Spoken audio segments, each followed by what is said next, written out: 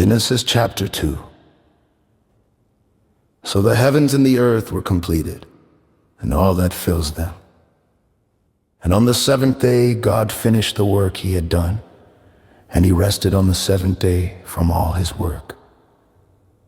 Then God blessed the seventh day and made it holy, because on that day he rested from all the work he had created and made. This is the account of the heavens and the earth when they were formed, in the time that the Lord God made the earth and the heavens. At that time, no plant of the field had yet appeared on the earth, and no herb had yet grown.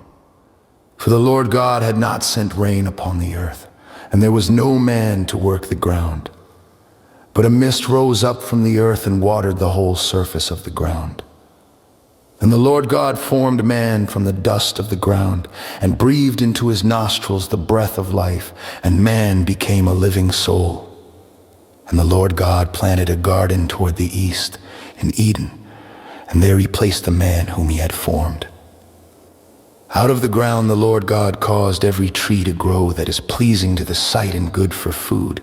In the midst of the garden were the tree of life, and the tree of the knowledge of good and evil.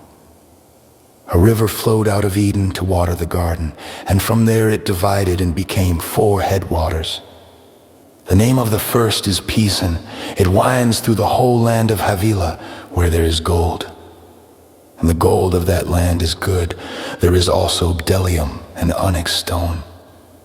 The name of the second river is Gihon. It flows around the whole land of Cush. The name of the third river is Hiddekel. It flows east of Assyria. And the fourth river is Euphrates.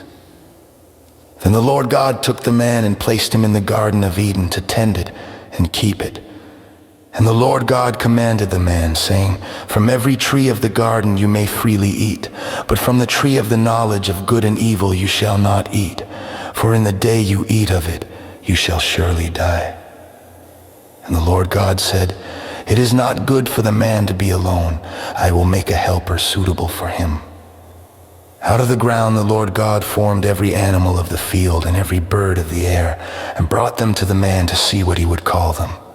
Whatever the man called each living creature, that became its name.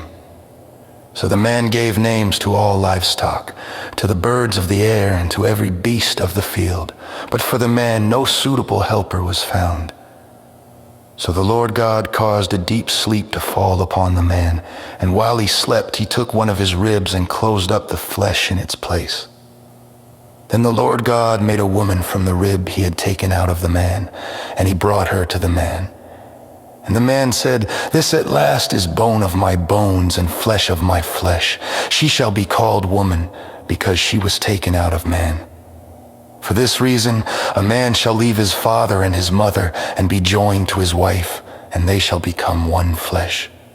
And the man and his wife were both without clothing, yet they felt no shame.